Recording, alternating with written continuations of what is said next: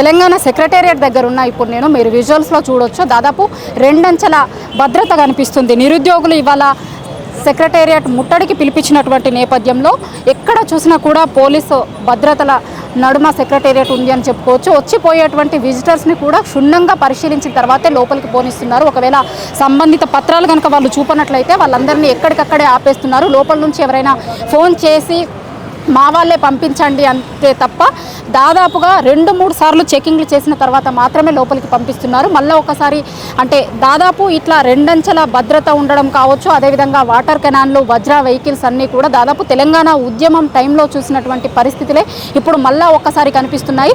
Secretariat చుట్టుపక్కల మొత్తం కూడా ఇదే పరిస్థితి ఉంది. సెక్రటేరియట్ వైపుకి వచ్చేటువంటి 4 వైపుల ఎంట్రన్స్లు ఉంటాయి. 4 వైపుల ఎంట్రన్స్ల దగ్గర మొత్తం కూడా మనుషుల కంటే ఇక్కడికి వచ్చేటువంటి వెహికల్స్ కంటే ఎక్కువగా పోలీస్ వెహికల్స్ని చూడవచ్చు. ఎక్కడికక్కడ పోలీసులు 4 వైపులా కూడా మింట్ కాంపౌండ్ వైపు నుంచి వచ్చేటువంటి దగ్గర కావచ్చు, అదేవిధంగా ఇటు రెగ్యులర్గా ఉన్నటువంటి రూట్ దగ్గర కావచ్చు, 4 ఎంట్రన్స్లు ఉంటాయి. 4 ఎంట్రన్స్ల దగ్గర మొత్తం పోలీసులు ఉన్నారు.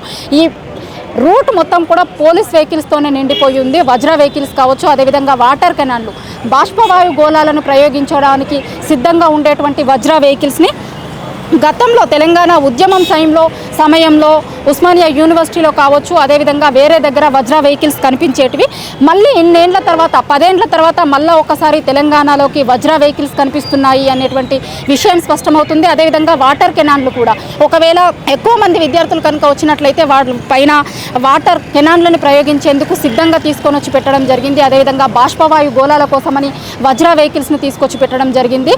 బీఆర్కే భవన్ వైపు నుంచి ఇటువైపు వస్తున్నటువంటి రూట్ మొత్తం కూడా దాదాపు పోలీస్ కంట్రోల్లో ఉంది అని చెప్పుకోవచ్చు. దాదాపు భారీగా ట్రాఫిక్ జామ్ కూడా అవుతుంది. ఈ రూట్ అంతా కూడా ఎప్పుడు వీఐపీ మూవ్మెంట్ ఉంటుంది కాబట్టి కొంత ట్రాఫిక్ అనేటువంటిది ఉండదు. ట్రాఫిక్ జామ్ కాకుండా చూస్తూ ఉంటారు ఎప్పటికప్పుడు ట్రాఫిక్ పోలీసులు ఉండి. కానీ ఈరోజు మాత్రం ప్రతి చోట నుంచి ట్రాఫిక్ జామ్ అవుతుంది. ఎందుకంటే వస్తున్నటువంటి వాళ్ళని ప్రతి ఒక్కరిని కూడా ప్రైవేట్ వెహికల్స్లలో వచ్చేటువంటి వాళ్ళని కూడా క్షుణ్ణంగా పరిశీలించిన తర్వాత ఎక్కడికి వెళ్తున్నారు అనేటువంటివి కేవలం నిరుద్యోగులకు సంబంధించినటువంటి వాళ్ళే కాదు, నిరుద్యోగులతో పాటుగా వెహికల్స్లలో వచ్చేటువంటి వాళ్ళు, ఎందుకంటే వాళ్ళకి సంఘీభావంగా మిగతా ఎవరైనా వాళ్ళ పేరెంట్స్ కావచ్చు, లేదు అంటే ఇంకెవరైనా కూడా వాళ్ళకి సంఘీభావంగా సెక్రటేరియట్ దగ్గరికి చేరుకుంటారు అని అనుమానం ఉన్నటువంటి నేపథ్యంలో పోలీసు వాళ్ళు వాళ్ళని కూడా చెక్ చేసి పంపిస్తున్నారు. ఎక్కడికక్కడ కూడా మనం ఇప్పుడు మీకు విజువల్స్లో కనిపిస్తుంది.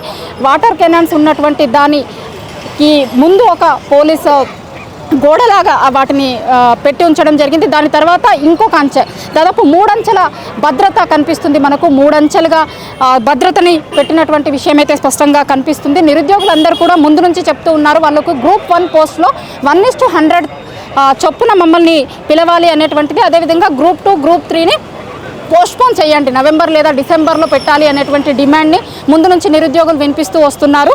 అయితే నిరుద్యోగులకి సంబంధించి మేము చర్చలకి కూడా సిద్ధంగా ఉన్నాము, మాతో మాట్లాడండి అని నిరుద్యోగులు అంటుంటే ఇప్పటివరకు ప్రభుత్వం వైపు నుంచి అట్లాంటి స్టెప్ వచ్చినట్లుగా అయితే మనకు కనిపించడం లేదు. 2-3 రోజుల కిందట ముఖ్యమంత్రి మాట్లాడినప్పుడు కూడా అందుబాటులో ఉండేటువంటి మంత్రుల్ని కలవండి అని చెప్తున్నారు. కానీ నిరుద్యోగులతో మనం మాట్లాడినప్పుడు వాళ్ళు ఏం చెప్తున్నారంటే మంత్రుల్ని ఇదివరకు మేము చాలాసార్లు కలిసాము, వాళ్ళని కలిసినప్పటికీ కూడా చూస్తాం అంటున్నారు. కానీ ఏ విధమైనటువంటి స్టెప్ పడడం లేదు కాబట్టే మేము రోడ్ల మీదకి ఎక్కాల్సినటువంటి పరిస్థితి వస్తుంది అనేటువంటిది నిరుద్యోగులు చెప్తున్నారు.